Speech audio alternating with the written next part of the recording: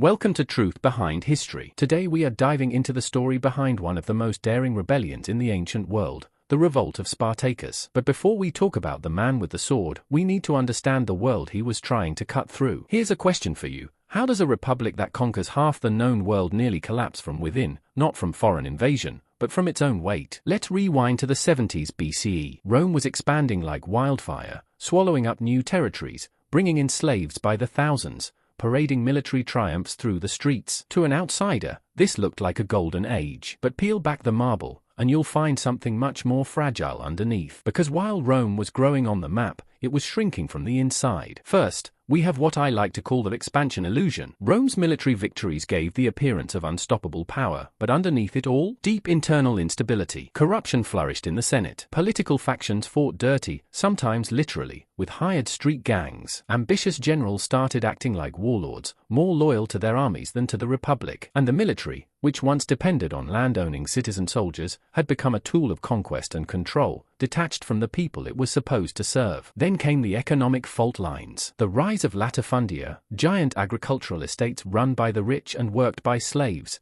gutted the rural middle class. Small farmers were forced off their land, pushed into the cities, and left to rot in poverty. The rich got richer, the poor got angrier. You don't need a modern economist to see where that leads. Now let's talk about slavery, because it wasn't just a part of Rome's economy, it was the economy. Every military conquest brought back fresh captives, flooding the market with cheap, disposable labor. This wasn't sustainable, it was a distortion. Imagine trying to build a society on quicksand. That's what Rome was doing. It created a world where freedom meant less than efficiency, and human beings were assets to be exploited, not citizens to be empowered. And finally, the political decay. The Roman Republic had once prided itself on a delicate balance of power. But by this point, that balance had tipped. The reforms of Marius had militarized politics, and the brutal dictatorship of Sulla left deep scars. His reign of terror purged opponents, trampled civil liberties, and showed the world that Rome could turn on itself just as viciously as it could conquer others. Trust in the Republic was fading fast. So when Spartacus enters the scene, he's not rising up in a vacuum. He's striking at a system already wobbling on a cracked foundation.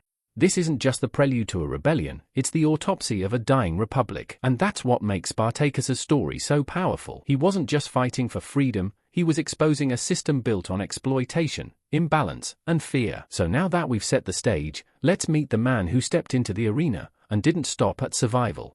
Now that we've seen how fragile Rome's foundations were, let's talk about the spark that set it all on fire. Spartacus. Most people hear his name and picture a desperate gladiator with a sword, swinging wildly, doomed from the start. But that image? That's propaganda. That's the version Rome wanted you to remember. What they don't tell you is that Spartacus wasn't just a survivor. He was a strategist, a commander, and for a brief moment, he outplayed the most powerful empire on earth. Let's rewind to Capua. Spartacus was one of about 70 gladiators held in a ludus, a training school for brutal public entertainment. These men weren't just warriors. They were prisoners trained to kill for sport, starved, beaten, and caged like animals. But one day, they snapped. Using kitchen tools, yes, kitchen tools, like cleavers and skewers, they broke out. They raided a wagon of real weapons and slipped into the countryside. Now, think about that for a second. This wasn't a full-scale army. This was a ragtag crew of 70 fugitives. But within weeks, they'd grown into a force of thousands. How? Because the system was ripe for revolt. Slaves were everywhere, and discontent was boiling over. As news spread of the gladiator uprising, enslaved workers and impoverished rural citizens flocked to Spartacus's side. Within months, his numbers exploded to over 70,000. Not mercenaries, not professionals, ordinary people who were done being stepped on,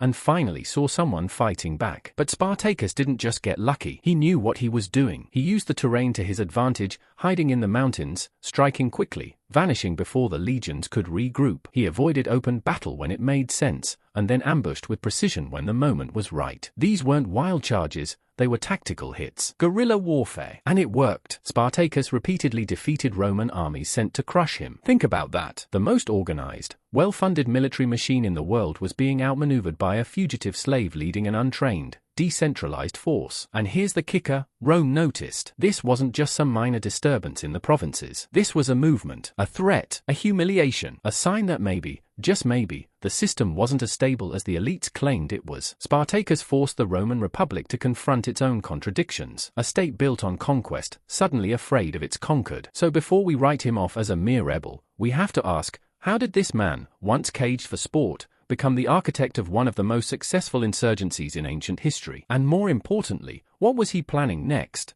So, picture this. It's 72 BCE. Spartacus and his army, now tens of thousands strong, have defeated Roman forces again and again. They've looted supply lines, outmaneuvered legions, and turned slaves into soldiers. Morale is high. The Roman elite are shaken. And now, he's within striking distance of Rome itself. The capital, exposed. You might be thinking, this is it. Go for the throat. But instead of marching north into the city, Spartacus does something unexpected. He pivots south. He pulls back. Why? Why didn't he seize the moment? Well, historians have wrestled with this question for centuries, and the truth is, there's no single answer, but several compelling possibilities. Let's start with the most obvious: logistics. Spartacus's army was massive, but not exactly well supplied. They didn't have siege weapons, no battering rams, no war elephants, and certainly no experience in urban warfare. Rome was still fortified, and even in its moment of panic, a full-scale siege would have been a nightmare without proper gear and discipline. Charging Rome without preparation might have been suicidal. But there's more. Let's talk internal division. Remember, Spartacus wasn't leading a professional military. His forces were a mix of escaped slaves, disgruntled peasants,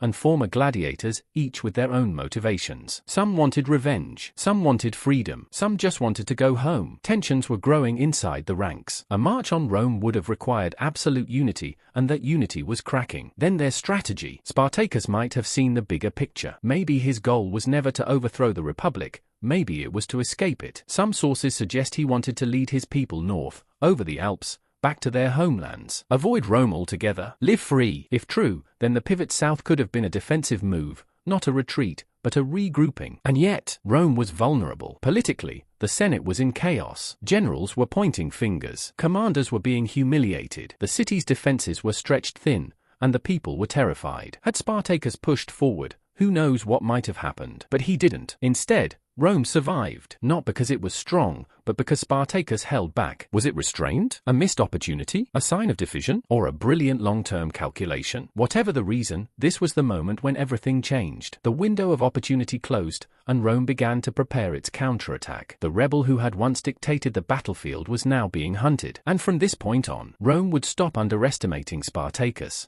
Let's step into the realm of what if. What if Spartacus had marched on Rome? What if the most successful slave revolt in Roman history had done the unthinkable, toppled the capital? This isn't just historical curiosity. It's a lens into how fragile centralized systems really are, and how close Rome came to a total collapse. Let's start with the economy. At the heart of Rome's wealth was its slave economy. Conquests brought in a steady stream of captives who worked the fields, built the cities, and served the elite. This wasn't just exploitation, it was infrastructure. Entire estates, called latifundia, depended on this model. Now imagine if Spartacus had burned that system to the ground. A rebel victory could have flipped the economic order from forced labor to free labor, autonomy over coercion. That would have shaken the Roman world to its core. Next, decentralized power. If Rome had fallen, there would be no central force to hold the Republic together. Provinces that had been held in check by military might could splinter off. Freedmen, tribes, and border territories might have formed their own federations. No more Senate decrees, no more distant overlords. Power would have fractured,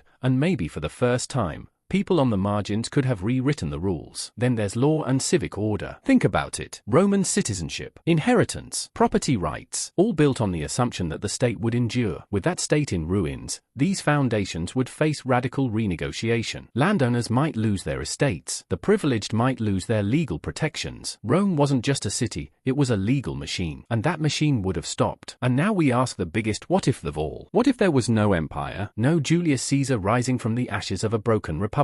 No Augustus, no Pax Romana, no imperial dominance shaping the next 5 centuries of Western history. If Spartacus had taken Rome, the chain reaction could have shattered the very idea of empire before it fully formed. It would have been a systemic shock, the kind that ripples across continents and centuries. Now, of course, history didn't play out that way, but the fact that it almost did, that Rome's collapse was a real possibility, reminds us just how much hangs on a single moment and a single decision. It wasn't just a missed opportunity for Spartacus, it was a near-death experience for an empire.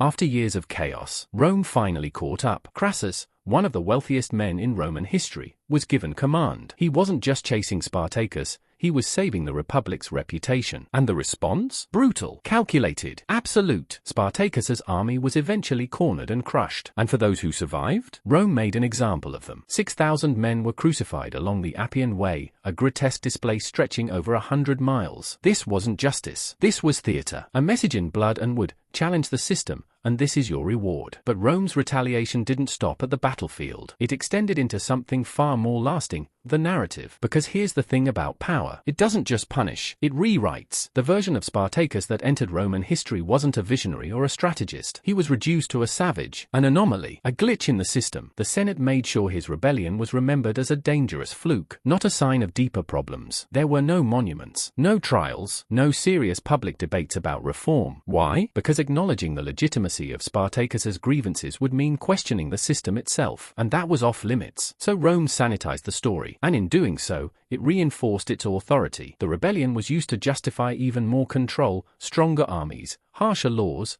and greater surveillance of slaves and the lower classes. It became a deterrent, the warning that resistance would be met with annihilation. And this is a pattern we've seen time and again in history. When centralized systems are threatened, they don't just defend themselves, they reshape the memory of the threat. Control the past, and you control the future. And Spartacus? He was erased, reduced, folded into the margins of Roman history, remembered as a rebel, not a revolutionary. But the truth, it's still there, beneath the propaganda, beneath the silence. You just have to know where to look. So what do we take away from Spartacus? He didn't found a nation. He didn't write a philosophy. He didn't even live to tell his own story. And yet, centuries later, his name still echoes. Why? Because Spartacus wasn't just a man with a sword. He was a symbol, a living question mark aimed straight at the heart of power. He challenged a system that seemed untouchable, a system built on conquest, on forced labor, on economic distortion and political decay. And for a moment, he made it flinch. Think about that. For all of Rome's legions, for all its gold and marble statues of gods, it was afraid of a man who refused to stay in chains. That's not just history, that's a mirror. Because every empire, every centralized system that prizes control over humanity, always fears the same thing: awakening. The moment when people realize the chains aren't natural, they're engineered. That the rules can be rewritten. That freedom isn't something granted, it's something claimed. Spartacus didn't need to win the war to expose the illusion that Rome was eternal, that the hierarchy was inevitable, that those at the top were untouchable. He showed us that even the most powerful systems have fault lines. But here's the tragedy. And the warning: his story was buried, sanitized, manipulated by the very elites he fought against. The man who nearly changed history became a historical footnote, a myth wrapped in silence. And how many others like him have been lost? How many rebels, thinkers, builders, and visionaries were erased because they posed the wrong question or threatened the wrong interest? That's why we tell these stories. That's why truth behind history exists, not just to relive the past, but to interrogate it. Because hidden in every empire's archive are the voices they tried to silence. And sometimes, those voices carry a message that echoes louder than any monument. So if this resonated with you, if Spartacus's fight still feels unfinished, here's what you can do. Like the video, leave a comment with your thoughts, subscribe for more deep dives like this. And if you want to explore even more buried truths they tried to erase, check out my book History They Tried to Erase. The link is in the description. We've got more coming, stories that go deeper, hit harder, and challenge what you thought you knew. Thanks for watching. Stay curious, stay sharp, and remember, history isn't just about what happened, it's about what could have.